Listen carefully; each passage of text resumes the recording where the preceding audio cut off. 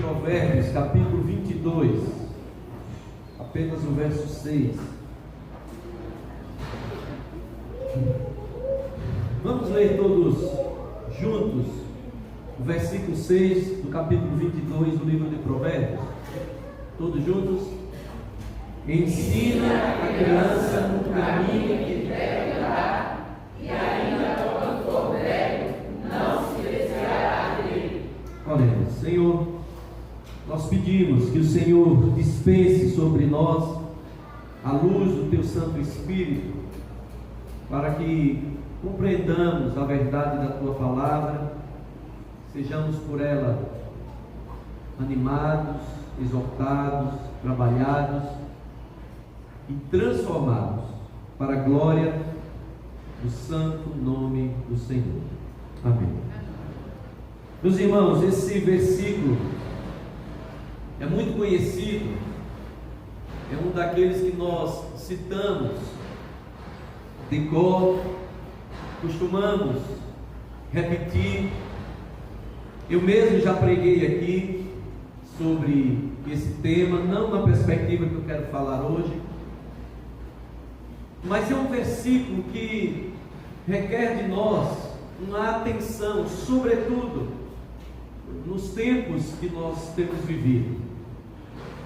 Você deve já ter ouvido falar ou visto alguma coisa acerca da realidade que, por exemplo, a Europa vive hoje.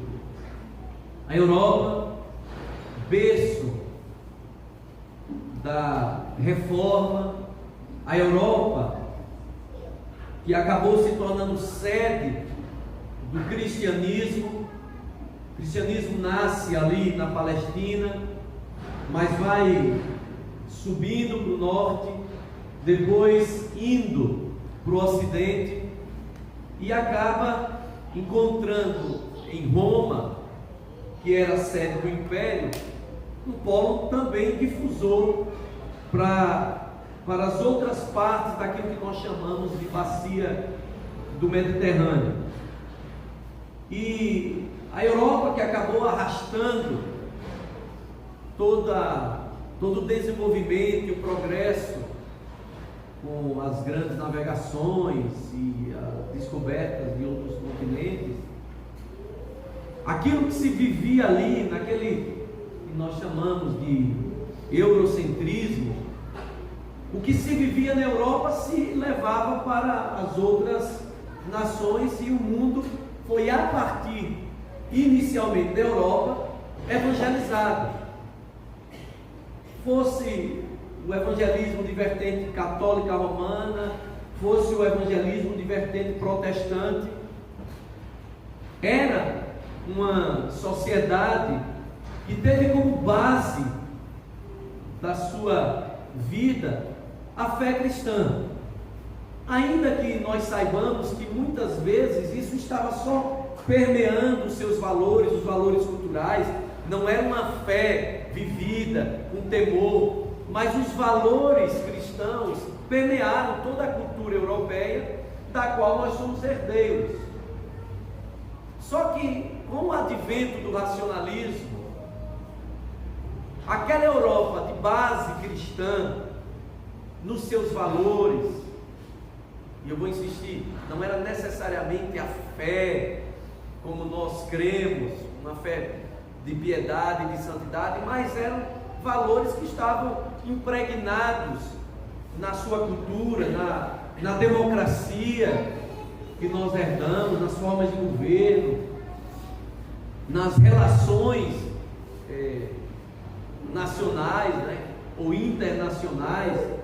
Essa Europa, com o advento do racionalismo, começa aos poucos retirar Deus do centro da sua vida e vai de um continente cristão se transformando num continente secular. Deus vai sendo tirado da vida das pessoas, o fator Deus já não mais explicava muitas coisas, já não permeava nem como símbolo as relações sociais, culturais, políticas. E o que nós vemos hoje de uma Europa que foi cristã, agora nós sabemos que temos ali uma Europa secularizada. Templos que foram lugares de adoração no passado, hoje são boates, bares, mesquitas, porque agora a Europa já se prepara para uma terceira fase. Era cristianizada, a Europa cristã, depois secularizada, e agora a Europa islamizada. Isso é só um exemplo, meus irmãos, do que vai sofrer aquela sociedade que não focar a sua atenção e o seu cuidado nos seus jovens, nos seus filhos. O bastão que deveria ser passado de uma geração a outra caiu e houve um hiato, uma ruptura nessas gerações, e a geração seguinte perde todos os valores que eram basilares naquela geração anterior e que explicavam, quem sabe, a estabilidade até social daquele povo. O versículo que nós lemos precisa nos levar a pensar nisso, porque nós, como pais e como igreja, ficamos assustados com o que nós temos visto ao nosso redor, o que nós temos visto nos nossos ambientes, no nosso ambiente social, na sociedade brasileira, por exemplo. Uma sociedade que anda a passos largos para a sua secularização. Há sempre um delay na história. Aquilo que a Europa e Estados Unidos viveram, nós vamos vivendo com um intervalo de tempo, um delay. Aquele secularismo que eles viveram e já estão caminhando para uma terceira fase, nós estamos vendo já. E nos assustamos com certas ideologias, valores, princípios, que são eminentemente seculares e ateus e que militam contra os valores que até aqui sustentaram a nossa sociedade, que são valores cristãos, você admitindo ou não. O Ocidente, ele é, na sua matriz cultural, judaico-cristão. E nós nos preocupamos com isso, ficamos assustados, usamos os nossos púlpitos para apontar aqui ou ali certas correntes, certos comportamentos, certas mudanças de valores, de princípios, alteração de conceito de família, conceito de verdade, e concordamos todo que isso já há muito é totalmente relativo. Contudo, meus irmãos, se de fato como igreja nós estamos preocupados com essa realidade, nós temos que concordar que os nossos jovens, adolescentes e crianças são o principal alvo desses ataques. E se são eles o principal alvo desses ataques, nós temos que concordar que a nossa maior força e os nossos melhores recursos como igreja não podem estar concentrados em nós, essa geração mais velha, mas precisam ser concentrados nos nossos jovens, nos nossos adolescentes, nas nossas crianças, nos nossos filhos, porque se nós não focarmos neles, nós vamos viver o que a Europa já está vivendo. Nós vamos ver igrejas fechando portas. Nós vamos ver igrejas altamente secularizadas, mundanizadas, e consequentemente vamos ver uma sociedade pior. Eu estou dizendo assim, nós vamos ver, usando até essa perspectiva futura, mas nós já estamos vendo, nos nossos arraiais, nas nossas igrejas inclusive de tradição reformada, igrejas que continuam seguindo ritos, mas quando você entra, você percebe, sente que você está num cemitério. Eles mantêm o rito, eles mantêm a tradição, mas não há mais vida, não há ardor, não há fervor, há ali um tradicionalismo. Aquela igreja local que era um movimento, porque comunidade é movimento, ela se transformou num monumento. Já há isso. Igrejas envelhecidas, e eu vou dizer envelhecidas do ponto de vista etário mesmo. Eu não vou citar, mas vai em algumas igrejas no sul, você vai ver lá só cabecinhas brancas. Isso não estou dizendo que é ruim, mas é um sintoma de uma igreja que está morrendo quando você entra nela e não vê jovens. Significa que as coisas, a vida não está sendo renovada ali. Porque seguindo uma lógica que não é tão lógica.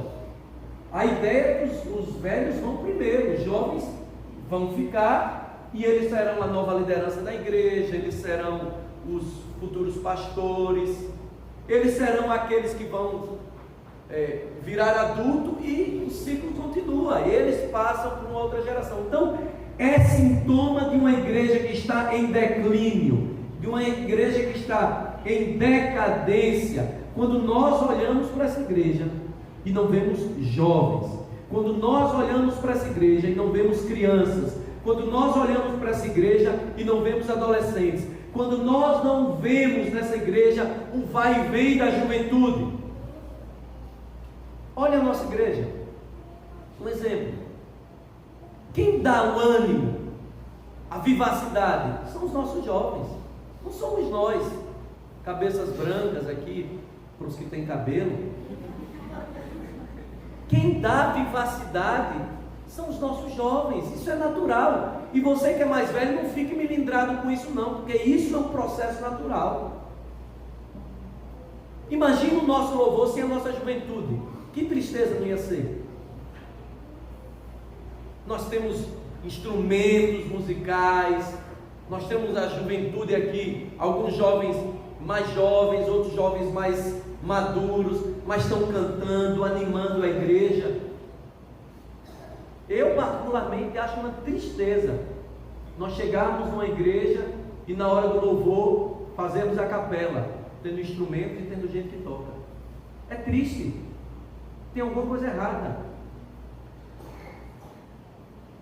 Deus deu ao homem a capacidade de criar instrumentos, de compor músicas, nós cantamos hinos.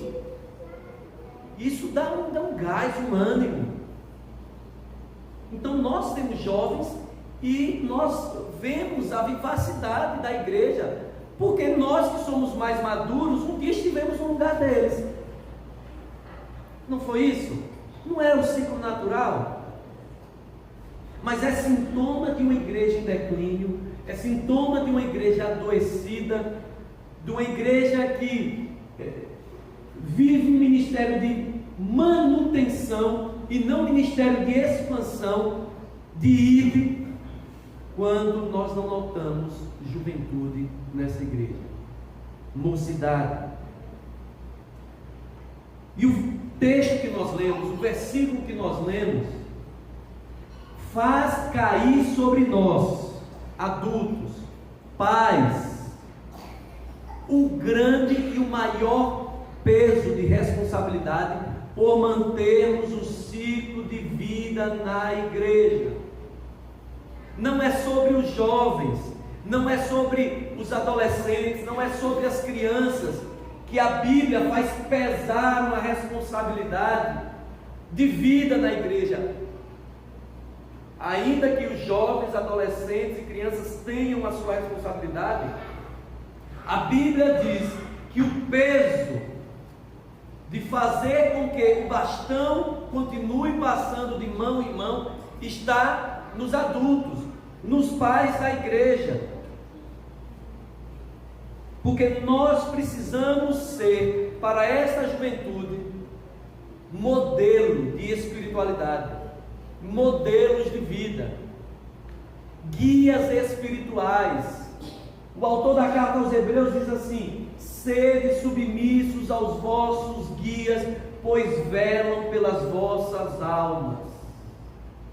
Ele nos chama de guias espirituais. Nós aqui, e o pastor Lismar falou isso há alguns domingos, nós aqui adultos somos pais de todos os nossos jovens. Nós precisamos entender isso. Nós adultos precisamos entender que na relação nessas duas gerações, a nossa geração de adultos tem o dever de ser guia espiritual para os nossos jovens, de tratar os nossos jovens como os mais fracos e de concentrar as nossas energias nele.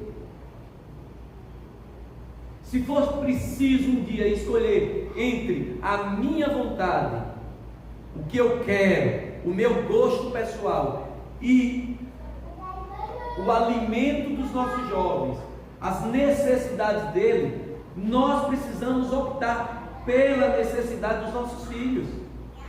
Não é assim que você faz em casa com seu filho, com sua filha?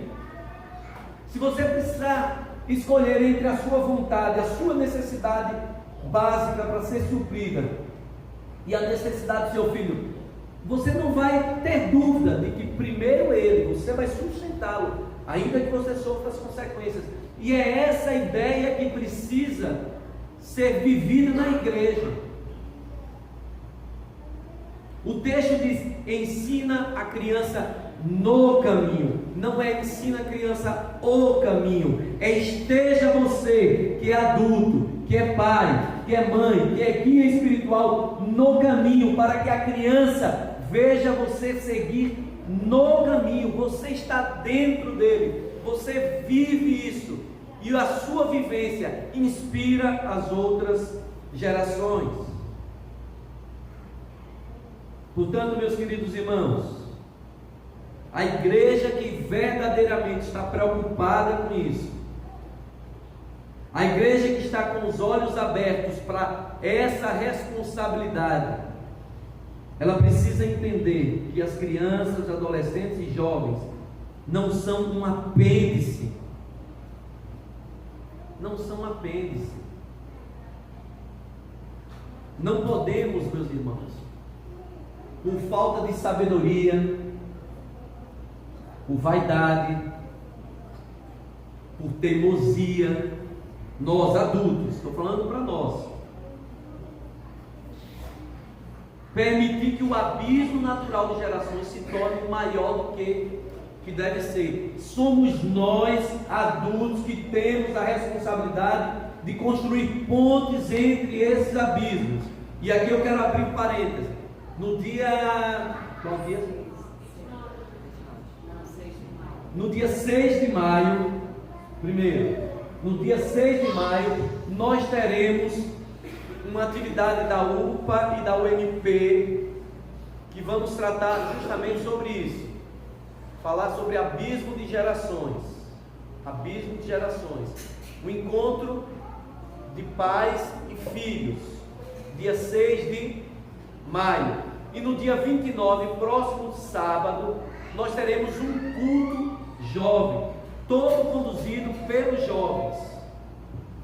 Só que não é culto para jovem, é culto para a igreja, conduzido pelos jovens. Feche parênteses. São atividades que nós precisamos pensar, atividades para aproximar as gerações. E é certo, meus irmãos, que algumas das atividades, alguns dos gostos dessa geração jovem, são diferentes dos nossos, da nossa geração. E nós não podemos, por teimosia, continuar dizendo assim, mas na minha época não era assim. Não era mesmo, porque a sua época era a época do preto e branco, do lambe-lambe. Sabe o que é lambe-lambe? Sabe, né? Porque de vez em quando eu faço algumas expressões, eu não sei se era só do Nordeste. Era a sua época. A sua época era a época só do hino, do teclado. Você deve ter visto quando a bateria chegou na igreja, a confusão que foi. Mas deixa eu te dizer uma coisa, em épocas ainda anteriores, quando o violão entrou na igreja, foi a mesma confusão. E se eu te disser que em épocas ainda mais pretéritas, quando o piano entrou na igreja, também foi uma confusão? Se você não sabe, durante a produção da Confissão de Fé de Westminster, lá na abadia de Westminster, houve uma cerimônia daqueles pastores, presbíteros, para jogar o piano que estava dentro da abadia, do lado de fora, quebrar, porque era símbolo de mundanismo. Mundanismo. Mas o piano que hoje é santo, já foi profano um dia. Então esses conflitos sempre vão existir. Só que nós, a nossa geração tem que ser uma geração de cabeça arejada, meus irmãos. Arejada, oxigenada, não loira, né? Mas com oxigênio, assim. Arejada. Você precisa entender que esse abismo vai existir, mas é nosso papel, essa geração adulta, que tem que deixar de ser teimosa também, porque a gente diz que os nossos filhos são teimosos, mas nós muitas vezes somos teimosos. É assim, tem que ser assim, porque sempre foi assim. Não. Entendendo que a nossa missão é formar discípulos. Os nossos jovens precisam ser discípulos nossos. Nossa missão é inspirar essa juventude. Nossa missão é dar aos nossos jovens, adolescentes, crianças, meios para que eles desenvolvam seus dons. A nossa missão é fazer com que os nossos filhos sejam melhores do que nós, vão mais longe do que nós. E isso vai exigir de nós uma necessidade de adaptação. Algumas vezes eu sei que são coisas que podem nos incomodar, mas aí a gente vai julgar. Se for pecado, está fora. Se não for pecado, eu também posso aprender. Eu também posso me adaptar àquilo. Pecado, de fato, está fora. Mas tem coisas, e é fato, que se cumpre nas nossas vidas. Muitas vezes aquilo que Jesus Cristo disse com os fariseus: vocês engolem um camelo e se engasgam como um mosquito. Muitas das nossas confusões de igreja não dizem respeito às coisas com as quais nós deveríamos nos importar de verdade. Dizem respeito aos nossos gostos pessoais. Nós deveríamos estar preocupados se os nossos filhos estão mantendo relação sexual no namoro. Nós deveríamos estar preocupados se os nossos filhos estão indo para as festas, para as farras. Nós deveríamos estar preocupados se os nossos filhos são santos, corretos nas suas escolas, dão bom testemunho. É essa que tem que ser a nossa preocupação. Esse é o tipo de preocupação que tem que nos incomodar, fazer arder o nosso coração. Mas outras coisas inferiores não, meus irmãos.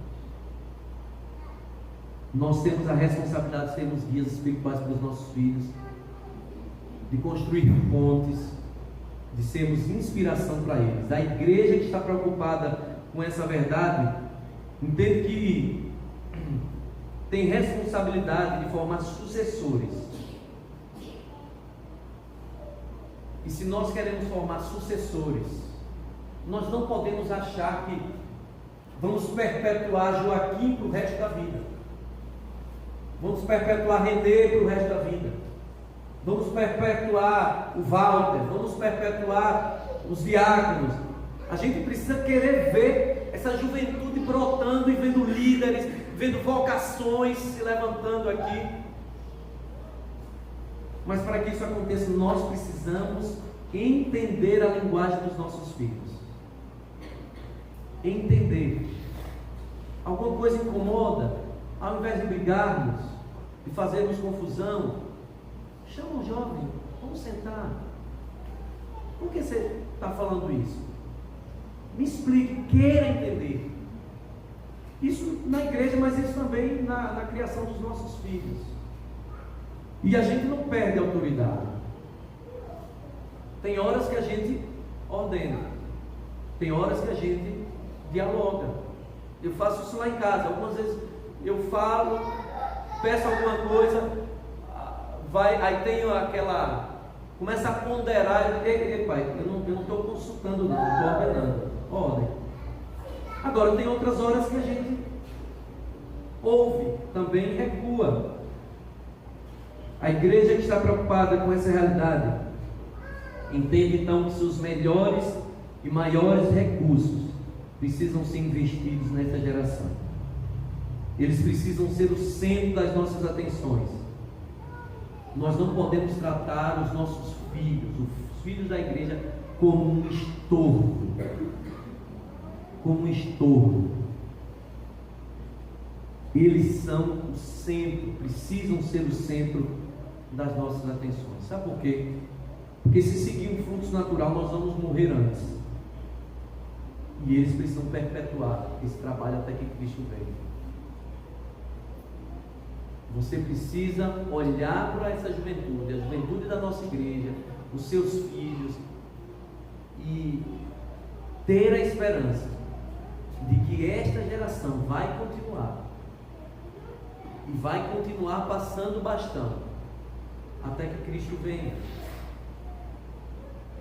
Meus irmãos, vamos pensar nisso. Nós temos muitos recursos aqui. Vamos viver a nossa vida de igreja de maneira que esse abismo natural não se expanda, mas esteja cada vez mais próximo. E nós que somos adultos, nós que somos os pais, vamos acreditar nos nossos filhos, vamos confiar responsabilidades a eles.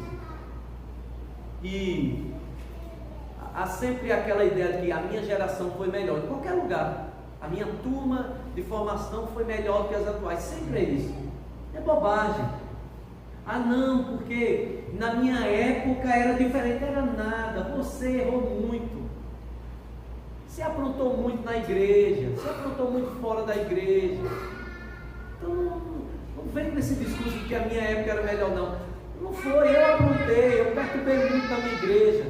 Não era melhor não. Graças a Deus que não era melhor. O melhor no coração do crente, o melhor tem que estar sempre na frente. Eu preciso acreditar que o melhor é sempre aquele que vem depois de mim. Não foi. A minha mocidade foi melhor. Aí eu pergunto, cadê a sua mocidade que nem na igreja está? Foi tão boa que nem crente é mais. Então não é isso não, meus irmãos. A gente tem que dizer o seguinte: essa geração de jovens, adolescentes e crianças, essa geração é melhor que a nossa. Vai ser. Para que a gente não esteja lançando sobre os nossos filhos palavras negativas, palavras de maldição. Mas nós precisamos abençoar os nossos filhos. Nós precisamos que os nossos filhos sejam mais santos do que nós. Nós precisamos que os nossos filhos amem a Jesus muito mais do que nós. Nós precisamos que os nossos filhos dispensem todos os seus recursos e dons nessa igreja muito mais do que nós fizemos. Nós precisamos ver que os nossos filhos vão ser pastores melhores do que a minha geração. Isso é muito comum, isso já vou encerrar. Nós costumamos dizer assim: essa geração é muito pior, a igreja está pior agora. Não costumamos dizer isso? Agora preste atenção no meu exemplo, só vou para constatar o que é fato. Essa geração de pastores, esses dias, há pouco tempo eu ouvi: porque a igreja mudou, os pastores agora são pastores piores do que no meu tempo. Aí eu perguntei à pessoa: Mas os escândalos que nós ouvimos hoje dos pastores não são dos pastores jovens, são os dos pastores do seu tempo. Essa pastorada velha é que tem causado escândalo na igreja. Então não venha me dizer que os pastores de antes eram melhores do que nós. Em toda geração vai ter gente que se desvia, mas em toda geração vai ter um remanescente fiel do Senhor que permanece firme. E eu creio que os nossos filhos são o remanescente fiel. E sobre os nossos filhos, palavras de bênção. E para os nossos filhos, os melhores recursos. Porque eles farão coisas melhores do que nós, se Deus quiser. Essa é a nossa responsabilidade. Vamos orar? Obrigado, Senhor. Nós te pedimos que esta palavra de exaltação para nós pais seja acolhida com temor e tremor. Que o Senhor nos dê a habilidade de entendermos o mundo que nos cerca, de falarmos a linguagem dos nossos jovens, de compreendermos os seus anseios e de utilizarmos todos os recursos que o Senhor nos deu para que eles enxerguem além do que nós enxergamos. A palavra do Senhor diz que nos últimos dias haveria porventura fé na terra. Nós cremos que haverá fé nesta geração fiel, que é a geração dos nossos filhos, que viverão dias mais difíceis, mas serão mais cheios do Espírito Santo, mais santos do que nós, para resistirem a dias mais difíceis. Mas é responsabilidade nossa, ó Deus, fazer com que isso aconteça. Tenha compaixão de nós, em nome de Jesus. Amém. Vamos nos dividir.